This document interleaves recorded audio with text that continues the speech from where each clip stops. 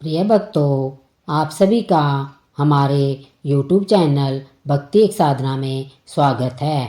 आज हम आपको इस वीडियो में बताने जा रहे हैं कि खाटू श्याम कौन है और क्यों कर रहे हैं कलयुग में सबकी मनोकामनाएं पूरी। जय श्री कृष्णा दोस्तों, राधे राधे। खाटू श्याम जी को भगवान श्री कृष्ण के कलयुगी अवतार के रूप में जाना जाता है। राजस्थान के सीकर जिले में स्थित श्याम बाबा के भव्य मंदिर के दर्शन के लिए हर दिन लाखों भक्त पहुंचते हैं। मान्यता है कि श्याम बाबा सभी की मनोकामनाएं पूरी करते हैं और फर्श से अर्श तक पहुंचा सकते हैं। बाबा खाटू श्याम का संबंध महाभारत काल से माना जाता है। यह पांडुपुत्र भीम के पौत्र थे। पौराणिक कथा के अनुसार खाटू श्याम की अपार शक्ति और क्षमता से प्रभावित होकर श्री कृष्ण ने इन्हें कलयुग में अपने नाम से पूजे जाने का वरदान दिया था। हारे का सारा खाटू श्याम हमारा, यह तो आपने खूब ही सुना होगा। कलयुग के देवता के रूप में माने जाने वाले खाटू श्याम जी को आज देश और दुनिया में पूजा जा रहा है।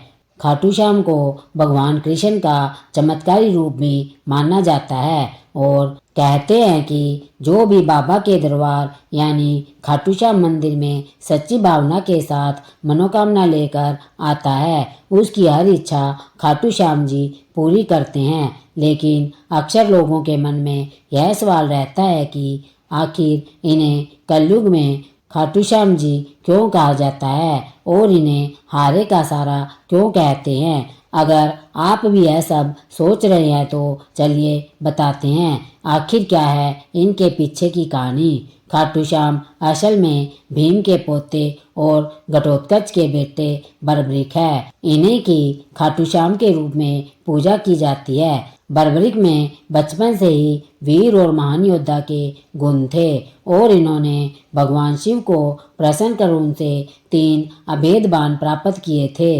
इसी कारण इन्हें 3 बाणधारी भी कहा जाता है। इस मंदिर की एक बहुत ही खास और अनोखी बात प्रचलित है।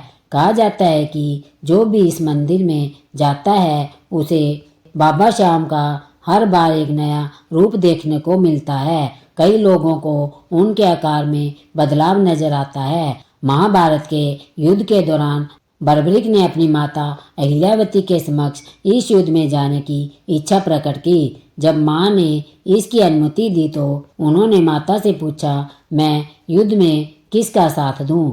इस प्रश्न पर माता ने विचार किया कि कौरवों के साथ तो विशाल सेना, भीष्म पितामह, गुरु कृपाचार्य, अंगराज, कर्ण जैसे महारथी है। इनके सामने पांडव अवश्य ही हार जाएंगे। इसलिए उन्होंने बर्बरिक से कहा कि जो हार रहा हो तुम उसी का सहारा बनो। बर्बरिक ने माता को वचन दिया कि वह ऐसा ही करेंगे और वह युद्ध भूमि की ओर निकल पड़े। भगवान श्री कृष्ण युद्ध का अंत जानते थे, इसलिए उन्होंने सोचा कि अगर कौरवों को हारता देखकर बर्बरिक कौरवों का साथ देने लगा तो पांडवों का हारना निश्चित है। तब श्री कृष्ण ने ब्राह्मण का वेश धारण करके बर्बरिक से उनका शीश दान में मांग लिया। बर्बरिक सोच में पड़ गया कि कोई ब्राह्मण मेरा शीश क्यों मांगेगा। यह सोच उन्होंने ब्राह्मण से उनके असली रूप के दर्शन की इच्छा व्यक्त की। भगवान श्री कृष्ण ने उन्हें अपने विराट रूप में दर्शन दिए। इस पर उन्होंने अपनी तलवार निकालकर श्री कृष्ण के चरणों में अपना सिर अर्पित कर दिया। श्री कृष्ण ने तेजी से उनके शीश को अपने हाथ में उठाया, एक अमृत से खींचकर अमर कर दिया। उन्होंने श्री कृष्ण से संपूर्ण युद्ध देखने की इच्छा प्रकट की, इसलिए भगवान ने उनके शीश को युद्ध भूमि के समीप ही सबसे ऊंची पहाड़ी पर सुशोभित कर दिया, जहां से बर्बरिक पूरा युद्ध देख सकते थे। युद्ध की समाप्ति के बाद सभी पांडव विजय का श्रेय अपने ऊपर लेने लगे। आखिरकार निर्णय के लिए सभी श्री कृष्ण के पास गए तो वह बोले, मैं तो स्वयं व्यस्त था, इसीलिए मैं किसी का पराक्रम नहीं देख सका। ऐसा करते हैं सभी बर्बरिक के पास चलते हैं। वहां पहुंचकर भगवान श्री कृष्ण ने उनसे पांडवों के पराक्रम के बारे में पूछा तो बर्बरीक के शीश ने उत्तर दिया, भगवान, युद्ध में आपका सुदर्शन चक्र नाच रहा था और जगदम्बा लहू का पान कर रही थी। मुझे तो यह लोग कहीं भी नजर नहीं आए। बर्बरीक का उत्तर सुन सभी की नजरें नीचे झुक गई। तब श्री कृष्ण ने उनसे प्रसन्न होकर इनका नाम श्याम रख दिया। अपनी कलाएं एवं अपनी शक्तियां प्रदान करते हुए भगवान श्री कृष्ण ने कहा कि बर्बरीक, धरती पर तुमसे बड़ा दानी ना तो कोई हुआ है और ना ही होगा। माँ को दिए वचन के अनुसार तुम हारने वाले का सहारा बनोगे। लोग तुम्हारे दरबार में आकर जो भी मांगेगा उन्हें मिलेगा। इस तरह से खाटू श्याम मंदिर अस्तित्व में आया।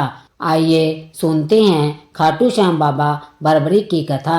श्याम बाबा की कहानी महाभारत काल से संबंधित है। श्याम बाबा बर्बरीक भीम और हिडिंबा के पुत्र थे। उनके पिता का नाम घटोत्कच और माता का नाम मौरवी अहिल्यावती था, जो कि मूरदैत्य की पुत्री थी। इसलिए श्याम बाबा को मौरवी नंदन भी कहा जाता है। जब बर्बरीक ने जन्म लिया तो उनके बाल बब्बर शेर की तरह दिखते थे। इसलिए घटोत्कच ने अपने पुत्र का नाम बर्बरीक रख दिया। बर्बरीक बहुत ही तेजस्वी थे। उन्होंने युद्ध कला अपनी माता मौरवी से प्राप्त की। उनकी माता उनकी गुरु थी। उनकी माता ने उन्हें शिक्षा दी थी कि सदैव हारने वाले पक्ष की सहायता करनी चाहिए। इसलिए उनको हारे का सहारा कहा जाता है। उन्होंने माँ आदिशक्ति की बहुत तपस्या की, जिसके फलस्वरूप उन्हें 3 बाण प्राप्त हुए। इसलिए उन्हें 3 बाणधारी भी कहा जाता है। उन्हें एक दिव्य धनुष भी प्राप्त हुआ, जो बर्बरीक को तीनों लोकों में विजय प्राप्त करने में समर्थ था। बर्बरीक को जब कौरवों और पांडवों के मध्य होने वाले युद्ध की सूचना मिली तो उन्होंने भी युद्ध में भाग लेने का निर्णय लिया। उन्होंने अपनी माँ से आशीर्वाद लिया और अपनी माँ से वादा किया कि हारने वाले पक्ष का साथ देंगे। इसलिए बर्बरीक नीले घोड़े पर सवार होकर महाभारत युद्ध स्थल पर पहुँचे। नीला घोड़ा उनका वाहन होने के कारण उनको नीले घोड़े पर सवार कहा जाता है। श्री कृष्ण को जब बर्बरीक की इस प्रतिज्ञा का पता चला तो उन्होंने बर्बरीक की शक्ति की परीक्षा लेने का निश्चय किया। श्री कृष्ण ने बर्बरीक के पास जाकर प्रश्न किया कि तुम मात्र 3 बाण लेकर युद्ध भूमि में आ गए, क्या 3 बाण से भी कोई युद्ध लड़ सकता है? बर्बरीक कहने लगे कि मेरे 3 बाणों में ही युद्ध जीतने की क्षमता है। बर्बरीक कहने लगे कि मैं पहले बाण से उनको चिन्हित करूंगा जिनकी रक्षा करनी है, दूसरा बाण उनको चिन्हित करूंगा जिनका वध करना है, तीसरे बाण से वध करने वाले चिन्हित योद्धाओं और सेनाओं का वध करके वापस मेरे तर्कस में आ जाएगा। बर्बरीक कहने लगे कि उनके यह बाण संपूर्ण सेना को नष्ट कर सकते हैं और उनके यह 3 बाण पुनः उनके तर्कस में वापस आ जाते हैं। श्री कृष्ण ने बर्बरीक के बाणों को परखने के लिए कहा कि वह सामने जो पीपल का पेड़ है उनके समस्त पत्तों में छेद करके दिखाए। बर्बरीक ने अपने बाण को पीपल के पेड़ के पत्तों में छेद करने की आज्ञा दी। बाण सभी पत्तों को भेद कर श्री कृष्ण के पैरों के इर्द गिर्द घूमने लगा। बर्बरीक ने श्री कृष्ण से प्रार्थना की, प्रभु आप अपना पैर पीछे कर ले। आपके पैरों के नीचे इस पीपल के पेड़ का एक पत्ता है। मैंने तीर पीपल के पेड़ के पत्ते को भेदने की आज्ञा दी। इसका एक पत्ता आपके पैरों के नीचे है, इसलिए कृपया आप अपना पैर उस पर से हटा ले। श्री कृष्ण इस बात को जानते थे। उन्होंने स्वयं ही पीपल के एक पत्ते को अपने पैरों के नीचे रखा था ताकि वह बर्बरीक के बाण की शक्ति और सामर्थ्य देख सके। बर्बरीक के बाणों की शक्ति देखकर श्री कृष्ण समझ गए कि यह तो युद्ध कुछ ही क्षणों में खत्म करने की सामर्थ्य रखता है। श्री कृष्ण ने बर्बरीक से पूछा कि तुम किस ओर से लड़ोगे? बर्बरीक ने अपनी माँ से किए हुए वादे के अनुसार कहा कि मैंने युद्ध में जिस भी पक्ष की सेना हारती हुई नजर आएगी उसका साथ देने का निर्णय लिया है। श्री कृष्ण तो अंतर्यामी थे, वह तो युद्ध का परिणाम जानते थे। श्री कृष्ण सोचने लगे कि बर्बरीक के बाण तो कुछ ही क्षणों में युद्ध समाप्त करने की क्षमता रखते हैं। अगले दिन श्री कृष्ण ब्राह्मण का रूप धारण करके बर्बरीक के पास पहुँचे। बर्बरीक से भिक्षा मांगी। श्री कृष्ण ने बर्बरीक से जो भी वह मांगे उसे दान देने का वचन मांगा। जब बर्बरीक ने वचन दे दिया तो श्री कृष्ण ने तुरंत बर्बरीक का शीश दान में मांग लिया। बर्बरीक कहने लगे कि मैं आपको वचन के अनुसार शीश देने को तैयार हूँ, लेकिन पहले मुझे आप अपने वास्तविक स्वरूप के दर्शन दे। इतना सुनते ही श्री कृष्ण तुरंत अपने स्वरूप में आ गए। श्री कृष्ण बर्बरीक से कहने लगे, युद्ध के आरंभ होने से पहले युद्ध भूमि की पूजा के लिए किसी वीर योद्धा के शीश के दान की जरूरत होती है। श्री कृष्ण ने बर्बरीक को सबसे अधिक वीर योद्धा कहकर उनका शीश दान में मांग लिया। बर्बरीक कहने लगे कि मैं आपको अपना शीश देने का वचन दे चुका हूँ, लेकिन मैं यह युद्ध अंत तक देखना चाहता हूँ। श्री कृष्ण इस बात पर सहमत हो गए और उन्होंने बर्बरीक के शीश को अमृत से सींच एक ऊंची पहाड़ी पर रख दिया ताकि बर्बरीक युद्ध देख सके।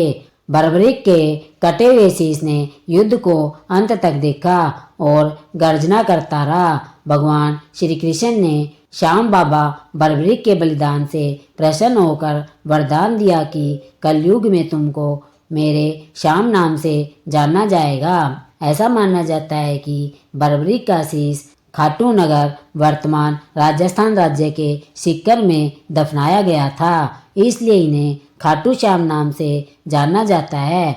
खाटू श्याम के अनजाने रहस्य। एक, खाटू श्याम अर्थात माँ स्वयं पराजित अर्थात जो हारे हुए और निराश लोगों को सत्य प्रदान करता है। 2, खाटू श्याम बाबा दुनिया में सर्वश्रेष्ठ धनुर्धर है, उनसे बड़े सिर्फ श्री राम ही माने गए हैं। 3, खाटू श्याम जी का जन्मोत्सव हर साल कार्तिक शुक्ल की देवउठनी एकादशी को बड़ी धूमधाम से मनाया जाता है। 4, खाटू श्याम का श्याम मंदिर बहुत ही प्राचीन है, लेकिन वर्तमान मंदिर की आधारशिला सन 10,720 में रखी गई थी। इतिहासकार पंडित जावरमल शर्मा के मुताबिक सन 10,689 में औरंगजेब की सेना ने इस मंदिर को नष्ट कर दिया था। मंदिर की रक्षा के लिए उस समय अनेक राजपूतों ने अपना प्राणोत्सर्ग किया था। 5, खाटू श्याम मंदिर का प्रसिद्ध मेला खाटू श्याम परिसर में लगता है। हिंदू मास फाल्गुन माह शुक्ल अष्टमी से 12 तक यह मेला चलता है। 11 के दिन मेले का खास दिन होता है। 6, बर्बरीक देवी के उपासक थे। देवी के वरदान से उन्हें 3 दिव्य बाण मिले थे जो अपने लक्ष्य को भेद कर वापस उनके पास आ जाते थे। इसकी वजह से बर्बरीक अजय थे। 7, बर्बरीक अपने पिता घटोत्कच से भी ज्यादा शक्तिशाली और मायावी था। 8, कहते हैं कि जब बर्बरीक से श्री कृष्ण ने शीश मांगा तो बर्बरीक ने रात भर भजन किया और फाल्गुन शुक्ल द्वादशी को स्नान करके पूजा की और अपने हाथों से अपना शीश काट कर श्री कृष्ण को दान कर दिया।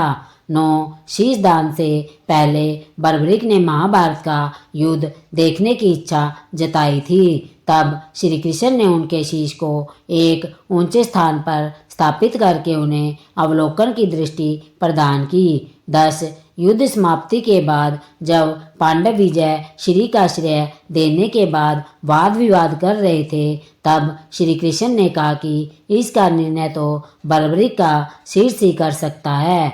तब बर्बरीक ने कहा कि युद्ध में दोनों ओर श्री कृष्ण का सुदर्शन चक्र चल रहा था और द्रौपदी महाकाली बन रक्तपान कर रही थी। 10, अंत में श्री कृष्ण ने वरदान दिया कि कलयुग में मेरे नाम से तुम्हें पूजा जाएगा और तुम्हारे स्मरण मात्र से ही भक्तों का कल्याण होगा।